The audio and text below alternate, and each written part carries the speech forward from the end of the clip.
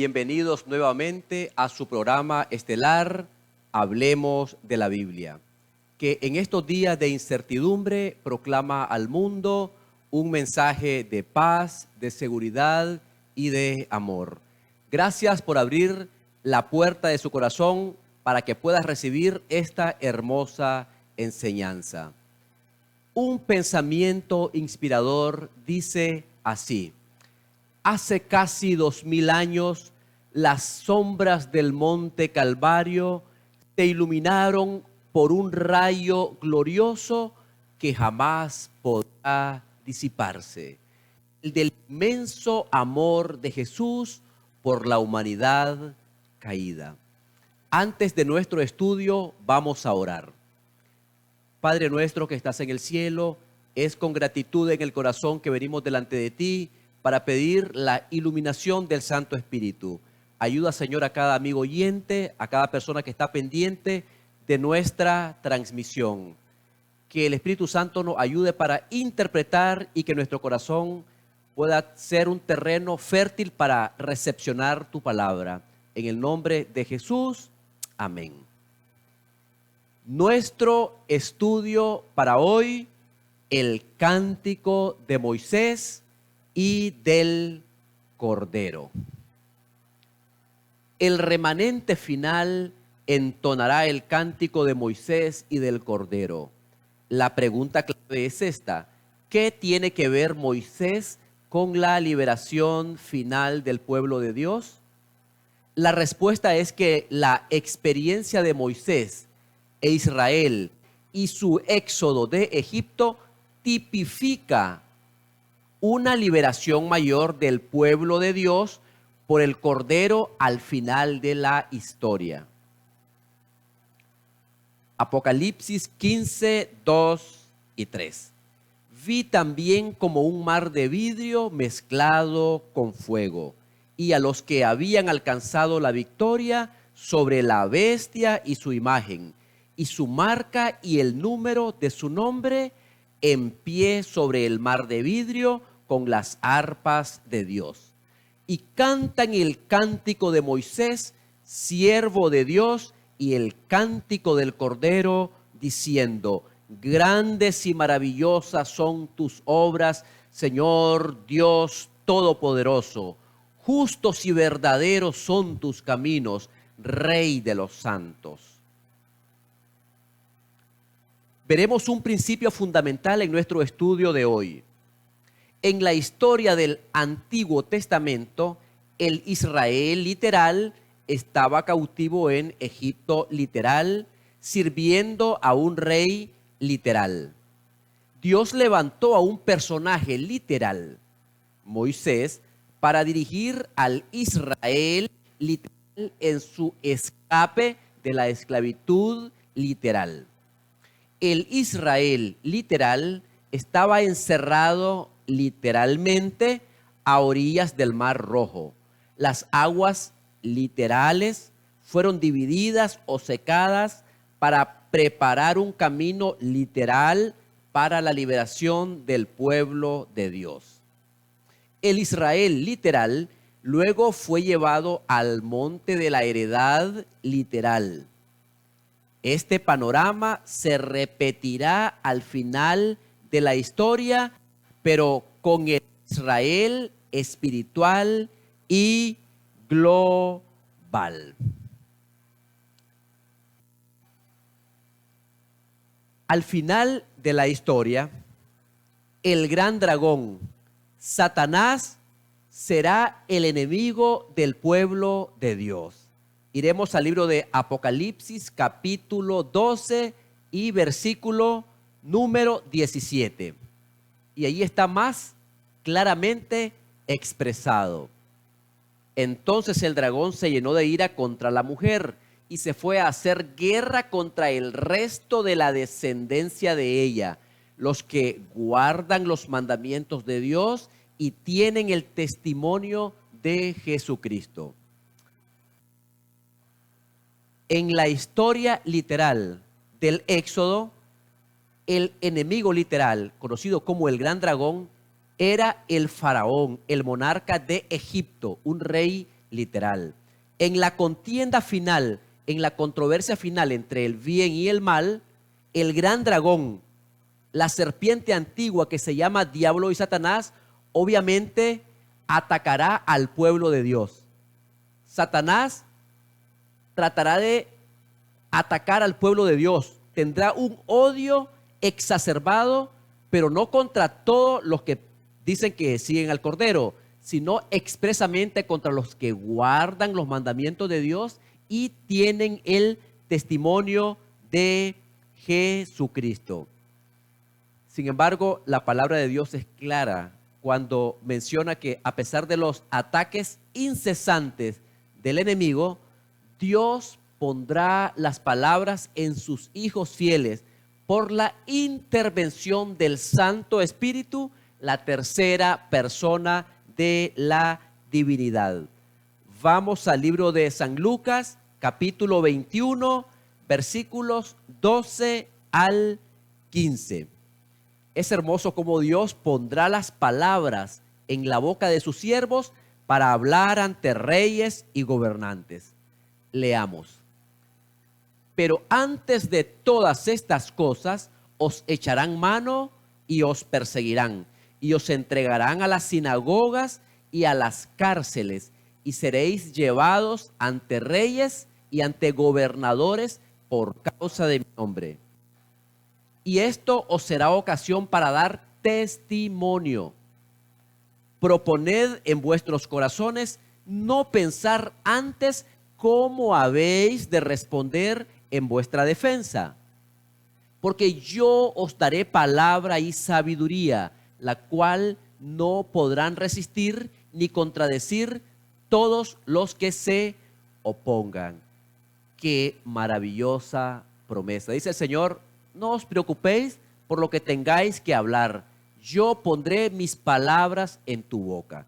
Y esto no se evoca lo mismo que Dios le dijo en el Antiguo Testamento a Moisés, que él iba a poner las palabras en su boca.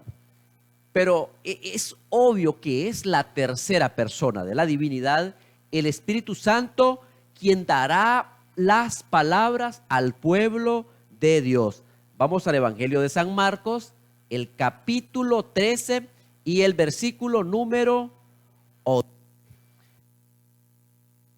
Del Espíritu. Dice así: pero cuando os trajeren para entregaros, no os preocupéis por lo que habéis de decir, ni lo penséis, sino lo que os fuere dado en aquella hora, eso hablad. Porque no sois vosotros los que habláis, sino el Santo Espíritu de Dios. Por eso dice Dios, proponed en vuestros corazones no poner defensa, porque el Espíritu Santo pondrá las palabras en tu boca. En el contexto de la gran controversia entre el bien y el mal, en la última gran controversia, la controversia final que tiene un carácter global, el pueblo de Dios hará un llamado para todos los habitantes de la tierra a salir de la Babilonia espiritual, a salir del engaño. El pueblo de Dios hará un llamado final, al final de la historia, para que el pueblo de Dios salga de Babilonia. Vamos al libro de las Revelaciones, al libro de Apocalipsis, capítulo 18, versículo número 4. Y ahí el vidente de Patmos nos dice lo siguiente: y oí otra voz del cielo que decía, salid de ella, pueblo mío, para que no seáis partícipes de sus pecados, ni recibáis parte de sus plagas. Hay un llamado a salir de la Babilonia escatológica, del engaño.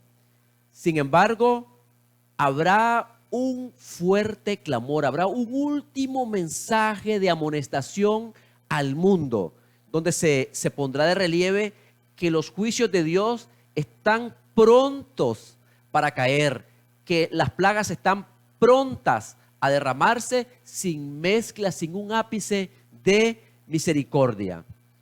Es obvio que el pueblo de Dios, con la investidura del Santo Espíritu, hará grandes señales y prodigios.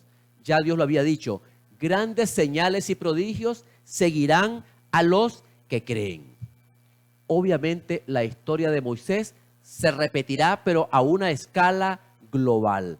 Moisés hizo algunos milagros en Egipto y el pueblo de Dios también hará lo suyo, porque vendrán siervos de Dios con semblantes iluminados y resplandecientes de santa consagración, y se apresurarán de lugar en lugar para proclamar el mensaje celestial, el último llamado de amonestación a un mundo que perece.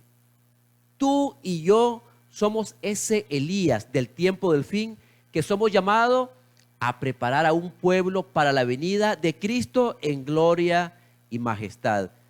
Tu misión y mi misión es la de preparar a un pueblo para recibir al Señor en el aire. Prepárate para el encuentro con tu Señor. Debiera ser nuestro lema, nuestro santo y seña. En este contexto, miles de voces predicarán el mensaje por toda la tierra. En cada metro de la geografía de este planeta que está a punto de desaparecer cuando los juicios de Dios caigan sin mezcla de misericordia. Se realizarán grandes milagros. Los enfermos sanarán, señales y prodigios seguirán a los creyentes. Pero obviamente Satanás, cual un mono, haciendo muecas, tratará también de hacer su parte. Satanás también obrará milagros mentirosos. Satanás conoce la historia y quiere tratar de revertirla o por lo menos imitarlo. Pero dice el apóstol Pablo, nosotros ya conocemos todas sus maquinaciones. Este libro, que tiene 1189 capítulos, nos dice cuáles son las maquinaciones de Satanás, pero también nos dice que al final del conflicto entre el bien y el mal, el bien prevalecerá. El gran conflicto, cuando termine, tendrá a Cristo como el gran triunfador. Vamos al libro a la segunda carta de Tesalonicenses, capítulo 2, versículos 8 y 9. En este texto, Satanás queda totalmente desenmascarado. Leamos. Y entonces se manifestará aquel inicuo, a quien el Señor matará con el espíritu de su boca y destruirá con el resplandor de su venida. Satanás también efectuará sus falsos milagros al punto de hacer caer fuego del cielo a la vista de todos los hombres. Pero como Satanás no está contento contra el pueblo remanente de Dios, contra los que guardan los mandamientos de Dios, contra los que enseñan la observancia del decálogo de la ley de Dios, incluyendo el cuarto mandamiento, en este contexto vendrá un corolario de enfermedades, un corolario de calamidades de tipo social. Grandes señales afectarán el mundo social, el mundo científico, en el mundo religioso.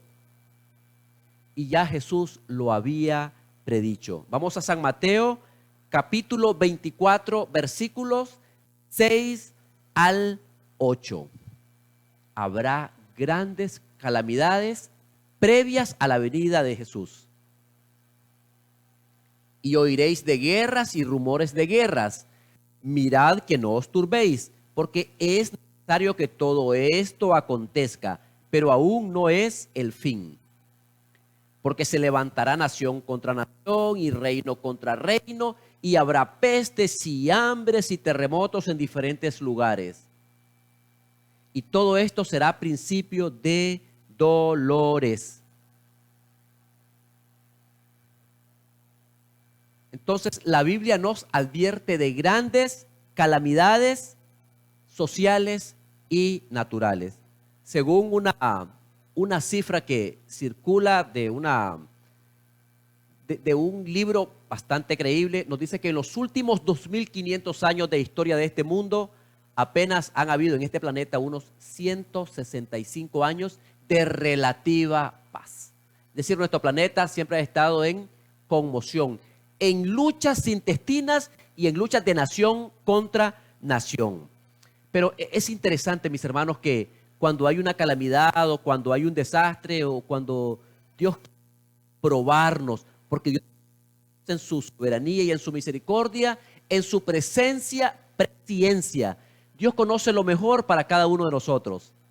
Y cuando Dios envía alguna prueba para nosotros, el ser humano o las mismas naciones pueden tomar dos actitudes delante de Dios. Número uno, el ser humano, al igual que las naciones, pueden ablandarse como la acera se pone blanda bajo la acción del sol. O número dos, el corazón del hombre y de las naciones pueden endurecerse como la arcilla se endurece bajo la acción del sol. Y generalmente el ser humano opta por la segunda actitud. Pero nosotros debemos de ser dóciles y debemos de enternecernos cuando nos llegan las pruebas. Ahora, cuando sucede una prueba tras otra, una calamidad tras otra, Satanás aprovecha para culpar al pueblo de Dios. Es decir, el remanente fiel, el pueblo de Dios, será culpado de lo que está pasando en la historia. La historia bíblica, la historia sagrada, abunda en decirnos algunas experiencias pasadas. Por ejemplo, en el Antiguo Testamento, en el libro de Reyes, el rey cuando vio a Acab le dijo: ¿eres tú el que turbas a Israel? Y el profeta dijo: no soy yo, sino tú y la casa de tu padre, que han dejado los mandamientos de Dios por servir a los Baales. Y la historia se repetirá. La historia de Elías ahora se va a repetir, pero a escala global. Entonces os entregarán a tribulación y os matarán y seréis aborrecidos de todas las gentes por causa de mi nombre, dijo el Señor. Y estas plagas irán en aumento. Estas aumentarán más y se harán más y más desastrosas. Y entonces el gran engañador, Satanás, persuadirá a los hombres de que son los que sirven a Dios los causantes de estos males. Cuando la historia bíblica nos dice que cuando el pueblo de Israel y las otras naciones se volvieron contra Dios, en contra de su palabra, entonces venían los juicios de parte de Dios. La Biblia menciona que para el pueblo fiel, para los observadores del sábado, habrá una gran servidumbre. El pueblo de Dios, el pueblo que guarda los mandamientos de Dios, incluyendo el sábado. Para ellos habrá un ataque desmesurado, desmedido de parte de Satanás. La verdad que Satanás tiene odio contra el pueblo de Dios, contra la ley de Dios, en particular contra el cuarto mandamiento, que habla de la observancia del sábado.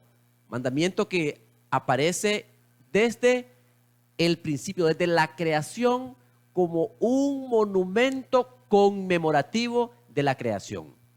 El sábado nos retrotrae a la creación, pero también nos lleva más allá de los umbrales del tiempo, nos lleva más allá del tiempo hasta la venida de Cristo y nos lleva al momento cuando de mes en mes y de sábado en sábado vendrá toda carne a adorar delante de mí, ha dicho Jehová de los ejércitos. Ningún oído humano escuchará los lamentos al final del tiempo. Ninguna mano humana se aprontará a socorrerlos. Esto en el contexto de las plagas finales, cuando aquellos profetas que predican paz, cuando comiencen a caer las plagas, los mismos seguidores, aquellas mismas personas que los coronaron, que les pusieron coronas de laurel, esas mismas personas van a irse en contra de ellos y les van a reclamar. Y ahí ningún oído humano escuchará sus lamentos. Sin embargo, antes de que los juicios de Dios caigan sobre la tierra, el pueblo de Dios debe de ser sellado. Es decir, en el contexto de los acontecimientos finales, primero será el sellamiento del pueblo de Dios y luego vendrán las plagas. Vamos a leer el libro de Apocalipsis, el capítulo 7, los versículos 2, 3 y 4. Apocalipsis 2, 3 y 4. Vi también a otro ángel que subía de donde sale el sol y tenía el sello del Dios vivo y clamó a gran voz a los 4 ángeles a quienes se les había dado el poder de hacer daño a la tierra y al mar, diciendo: no hagáis daño a la tierra, ni al mar, ni a los árboles, hasta que hayamos sellado en sus frentes a los siervos de nuestro Dios. Y el número de los sellados, 144,000 sellados de todas las tribus de los hijos de Israel. Entonces el pueblo de Dios será sellado antes del cierre de la puerta de la gracia, de manera que los justos quedarán separados de los impíos. Porque cuando ya estén cayendo las plagas, habrá terminado el fin del tiempo de gracia. Cristo habrá salido del lugar santísimo y la obra intercesora de Cristo en el lugar santísimo habrá concluido. Es decir, se habrá cerrado la puerta de la gracia. Cristo se ha cambiado sus vestiduras. Se ha quitado las vestiduras sacerdotales porque estaba intercediendo como sumo sacerdote en el lugar santísimo del santuario celestial y se pone sus vestiduras regias. Ahora, esto lo podemos deducir, lo podemos inferir porque dice la palabra del Señor que cuando Cristo venga en su segunda venida, vendrá como Rey de reyes y Señor de señores. Si viene como Rey de reyes, quiere decir que trae vestiduras reales. Pero eso ocurre cuando Él deja de interceder. Algo interesante, el sello de Dios se coloca únicamente en la frente de sus siervos. Únicamente en las frentes, en la frente, en el lóbulo frontal. Ahora, ¿te has preguntado por qué? Porque en la frente está el lóbulo frontal. En el lóbulo frontal es donde Dios se comunica con el hombre. El lóbulo es el asiento de Dios, es el asiento donde Dios se comunica con el hombre. Prácticamente es la mente del hombre, es el lugar donde Dios se comunica con la especie humana. Dios se comunica a través del lóbulo, por eso son sellados en su frente. Ahora, ¿qué significa que Dios ponga su sello en su frente?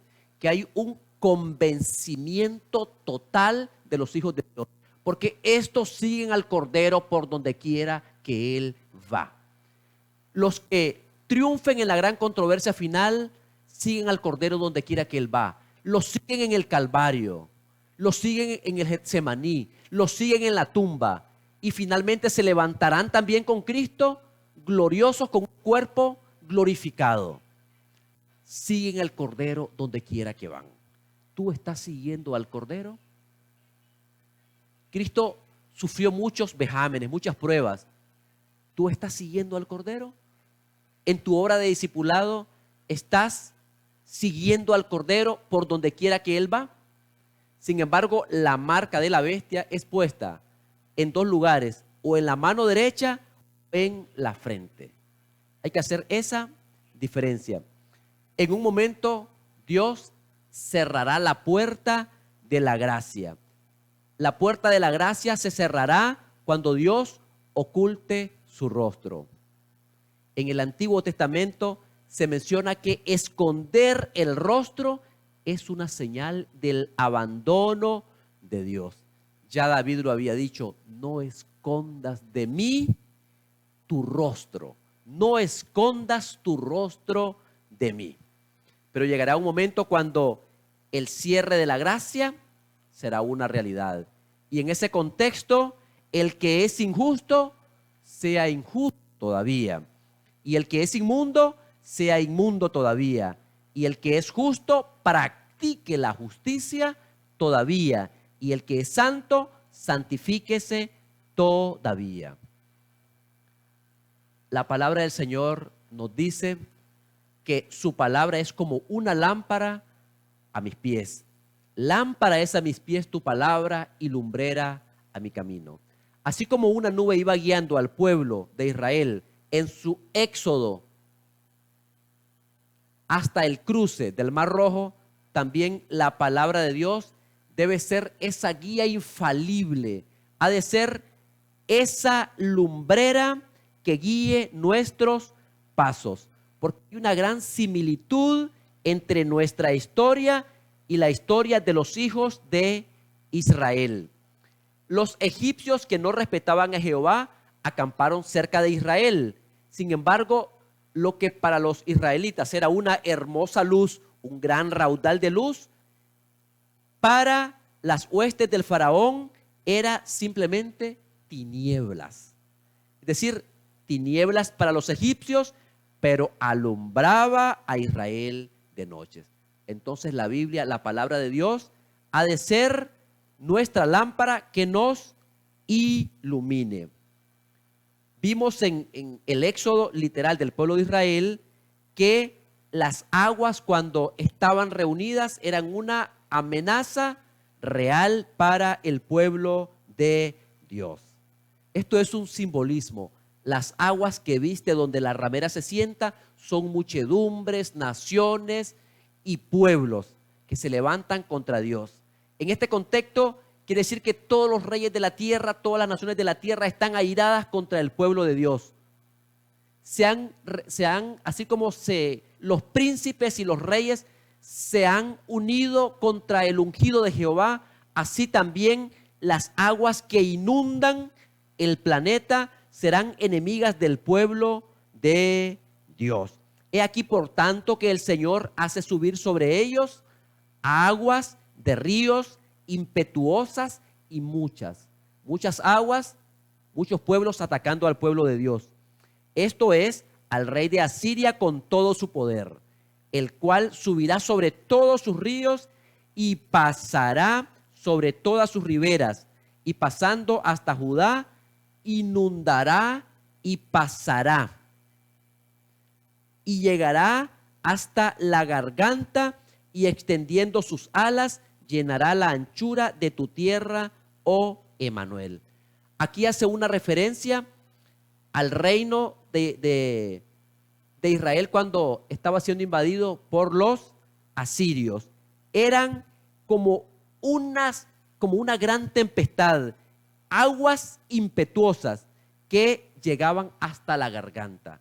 Nosotros decimos, utilizando una forma muy particular, un sinónimo, que tenemos el agua hasta el cuello, para decir que estamos en una situación de aprieto. Y este simbolismo es hermoso, porque ya Isaías lo había dicho. Dice, pero los impíos son como el mar en tempestad, que no puede estarse quieto, y sus aguas arrojan cieno y lodo. Entonces, al igual que en el Antiguo Testamento, mientras las aguas estaban amontonadas, significaba una amenaza para el pueblo de Dios. Las aguas unidas apoyarán a los enemigos del pueblo de Dios. Sin embargo, la historia se repetirá.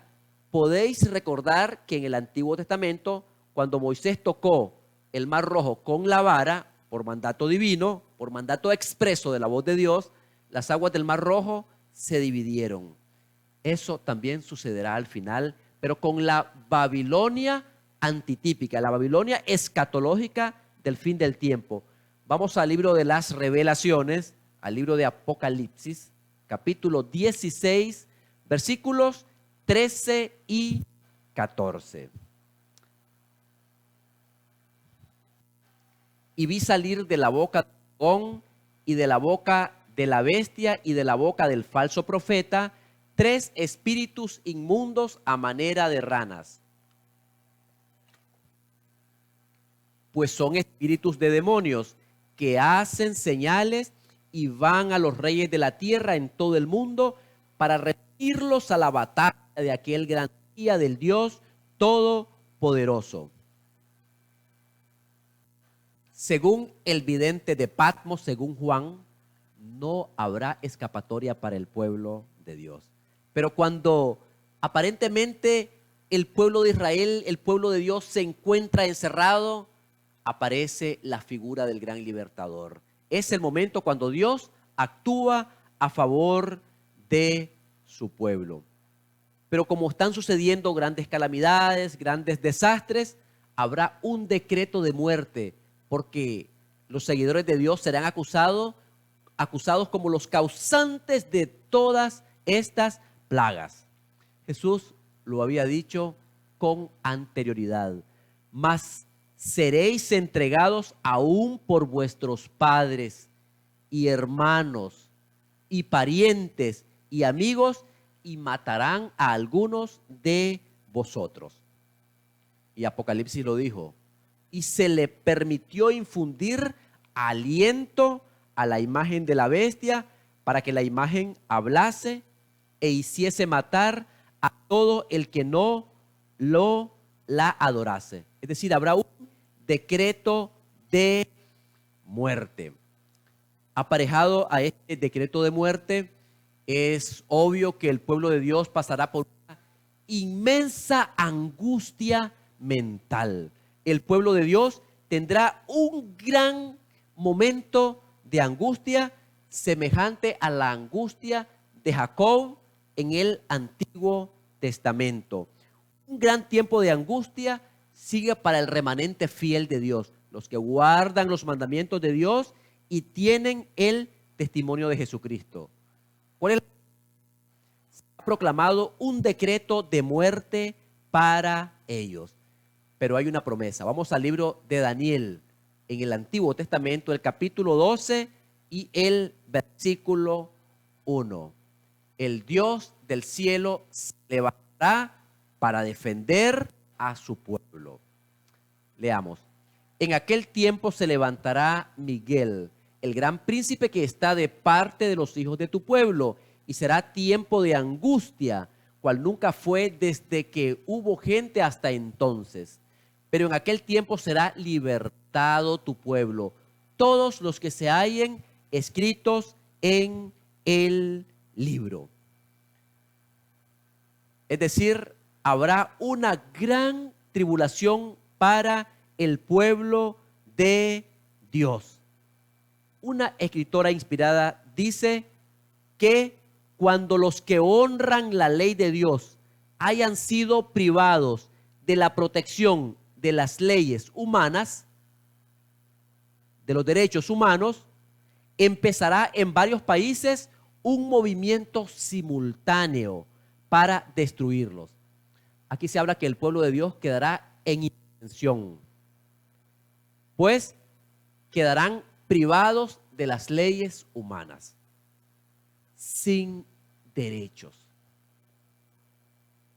Conforme vaya acercándose el tiempo señalado en el decreto, el pueblo enemigo de Dios conspirará para extirpar la sexta aborrecida, es decir, para sacarlos, para borrarlos del mapa, con un odio acérrimo.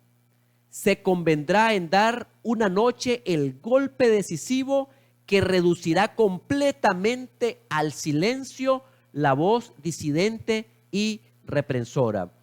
Y no sé por qué razón, pero cuando dice se convendrá en dar en una noche el golpe decisivo, viene a mi mente la noche de los cuchillos largos, también conocida como la Operación Colibrí, la purga que tuvo lugar en la otrora Alemania nazi, ocurrida entre el 30 de junio y el 2 de julio del año 1934.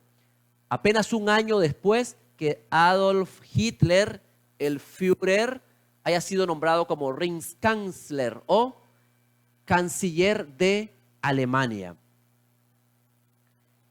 Es interesante que el rey llevó a cabo una serie de asesinatos políticos en importantes ciudades de Alemania como Berlín y Tokio. Y algo semejante ocurrirá con el pueblo de Dios. Sin embargo, Dios no permanece pasivo. Dios vendrá. Dios le dice a su pueblo: estáos quietos y ved la salvación de Jehová. Las mismas palabras que Dios dijera a Moisés para animar al pueblo cuando estaba en la hora suprema de la prueba. Esta será la última batalla todopoderoso, porque los enemigos de Dios, al luchar contra el pueblo de Dios, estarán luchando contra Dios mismo. Cuando comiencen a caer las plagas, los hijos de Dios van a ser acusados. En el libro de Apocalipsis, en el capítulo 16, versículo 10, se menciona la quinta plaga. Y esta quinta plaga como plaga de tinieblas que cae sobre los impíos. Leamos. Apocalipsis 16, 10. El quinto ángel derramó su copa sobre el trono de la bestia y su reino se cubrió de tinieblas y mordían dolor sus lenguas. Es interesante que el quinto ángel derrama su copa sobre el trono de la bestia y este se cubre de tinieblas y se mordían las lenguas. Es interesante porque lo mismo que ocurrió en el Éxodo literal, bien ocurrirá. Dios se pondrá al frente para iluminar a su pueblo y los enemigos, el trono de la bestia se llenará de tinieblas. En este contexto, una escritora inspirada dice lo siguiente: cuando las multitudes estén a punto de tirarse, a punto de arrojarse sobre el pueblo de Dios, dice, luego un gran arco iris refleja la gloria del trono de Dios. Esa gloria se extiende de un lado a otro del cielo y parece envolver a todos los grupos en oración. Tinieblas para los impíos, pero luz para el pueblo de Dios. Sexta plaga. Y menciono estas plagas porque recordemos que cuando termine el tiempo de gracia, van a caer las plagas, los juicios de Dios sin mezcla de misericordia. La sexta plaga es interesante porque se habla aquí del secamiento de las aguas.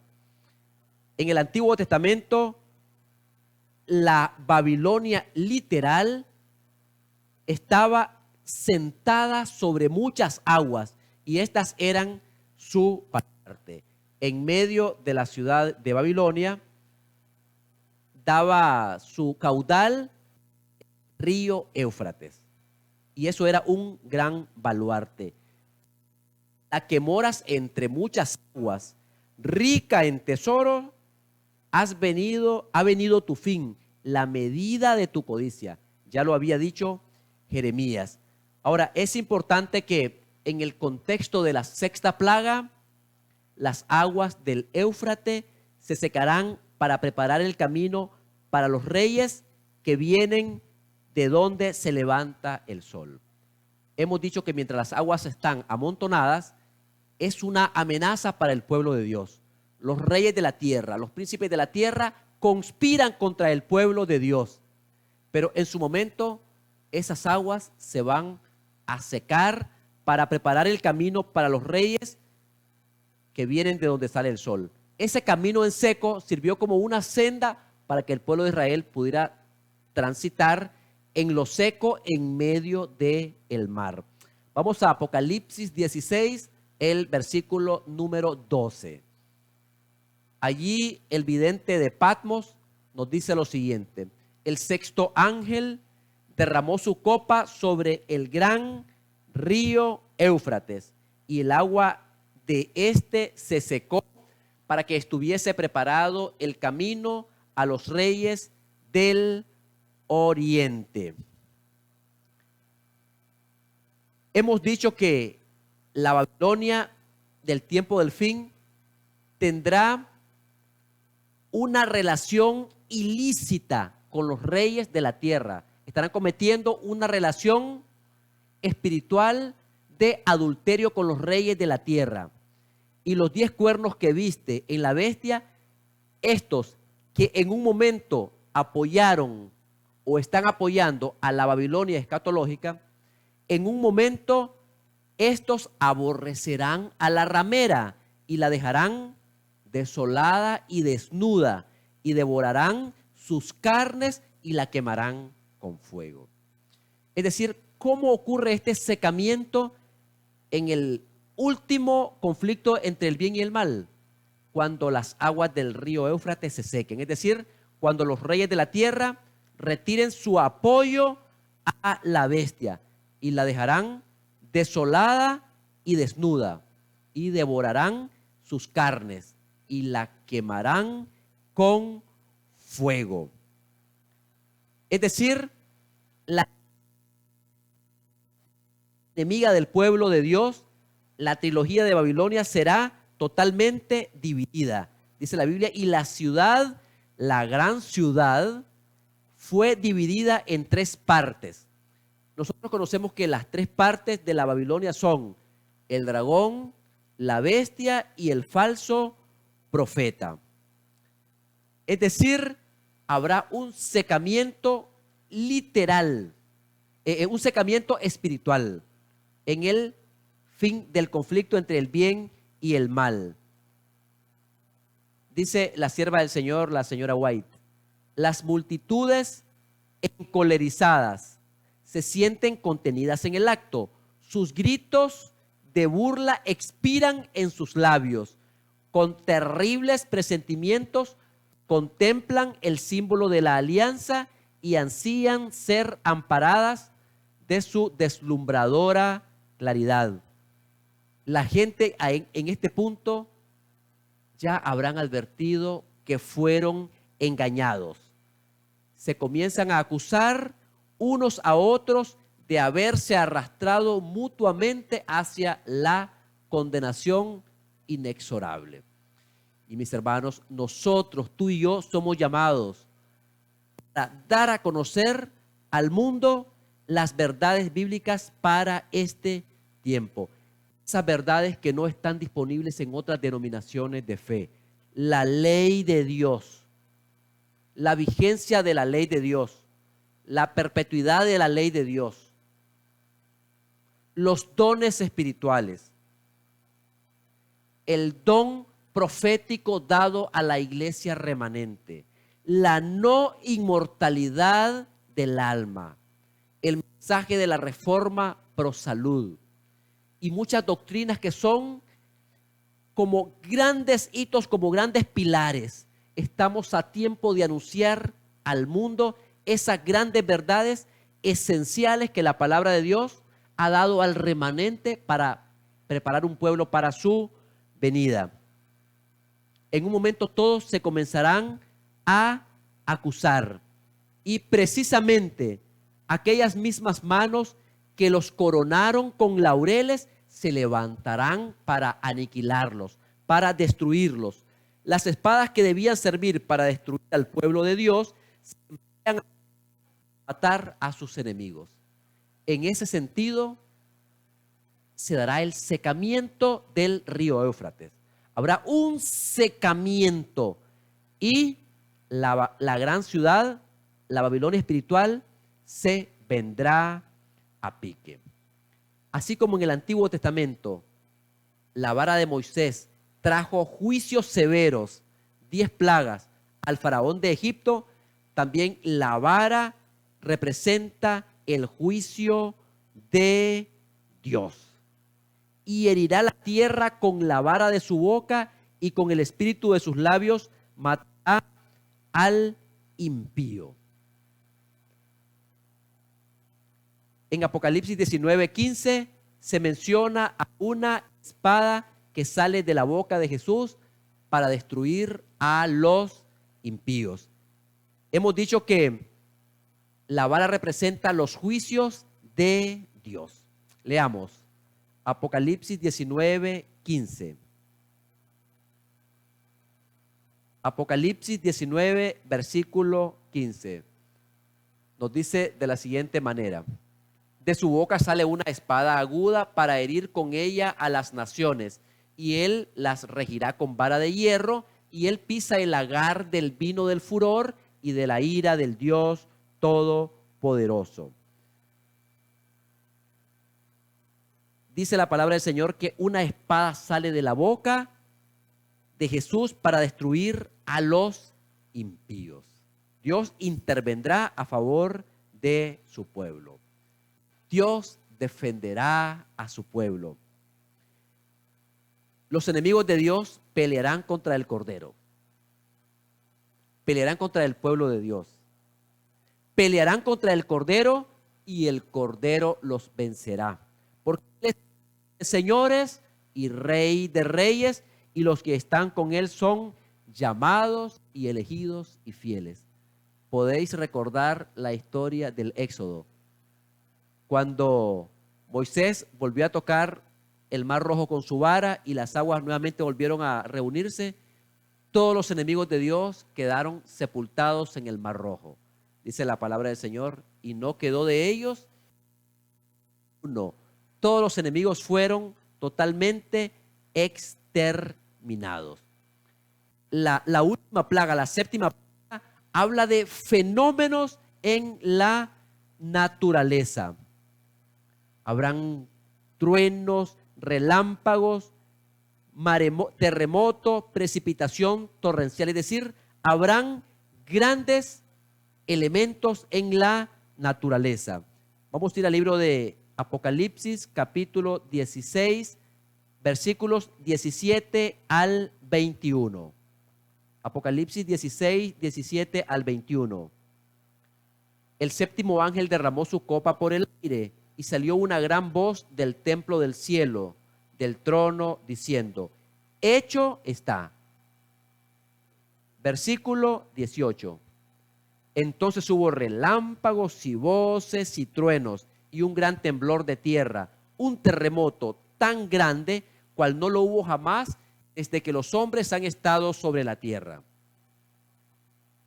Y la gran ciudad fue dividida en tres partes, y las ciudades de las naciones cayeron, y la gran Babilonia vino en memoria delante de Dios para darle el cáliz del vino del ardor de su ira. Y toda isla huyó, y los montes no fueron hallados. Y cayó del cielo sobre los hombres un enorme granizo como el peso de un talento, y los hombres blasfemaron contra Dios por la plaga del granizo, porque su plaga fue sobremanera grande. Aquí hay un dramático anuncio: hecho está. Ese anuncio señala el momento cuando se descubrirá por completo el misterio de iniquidad, es decir, se desenmascarará el verdadero carácter de esa unión político-religioso de la bestia con los reyes de la tierra. Y estas plagas tendrán un carácter universal. Sin embargo, cuando todo esto esté ocurriendo, Dios intervendrá para socorrer a su pueblo. Es a medianoche cuando Dios manifiesta su poder para liberar a su pueblo. Los ríos dejan de correr. Nubes negras y pesadas se levantan y chocan unas con otras. En medio de los cielos conmovidos hay un claro de gloria indescriptible, de donde baja la voz de Dios, semejante al ruido de muchas aguas, diciendo: hecho es. Esa misma voz de Dios sacude los cielos y la tierra. sigue un gran terremoto, cual no fue jamás desde que hubo gente hasta entonces. Los mismos fundamentos de la tierra parecen ceder. Dice la Biblia que caen del cielo grandes granizos, más o menos de un talento. Hablamos aquí de unas 75 libras. Y en este contexto los hombres continuaron blasfemando a Dios. Y finalmente el pueblo de Dios, los que guardan los mandamientos de Dios y tienen el testimonio de Jesucristo, cantará el cántico de Moisés y el cántico del Cordero. Vamos al libro de Apocalipsis, el capítulo 15, versículos 2 al 4. Y esta será nuestra última cita. Dice así: vi también como un mar de vidrio mezclado con fuego, y a los que habían alcanzado la victoria sobre la bestia y su imagen, y su marca y el número de su nombre, en pie sobre el mar de vidrio con las arpas de Dios. Y cantan el cántico de Moisés, siervo de Dios, y el cántico de Moisés, diciendo: grandes y maravillosas son tus obras, Señor Dios Todopoderoso. Justos y verdaderos son tus caminos, Rey de los santos. Versículo 4. ¿Quién no te temerá, oh Señor, y glorificará tu nombre?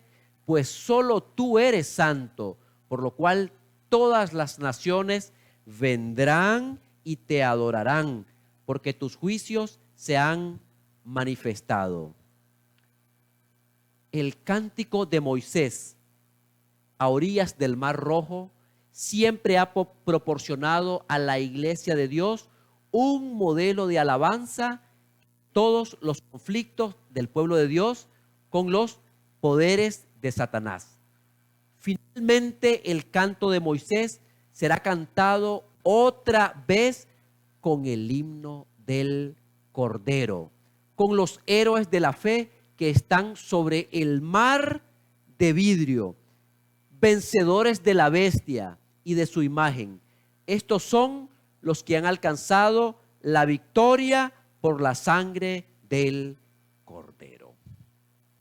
La victoria es completa. La lucha ha pasado. El pueblo de Dios ha vencido. Vencieron, triunfaron y ahora entonan el canto de victoria en el reino celestial. ¿Quieres tú ser parte del pueblo de Dios que cantará el cántico de Moisés y el cántico del Cordero? Que esa pueda ser tu decisión. Que el Señor te bendiga es mi deseo y oración.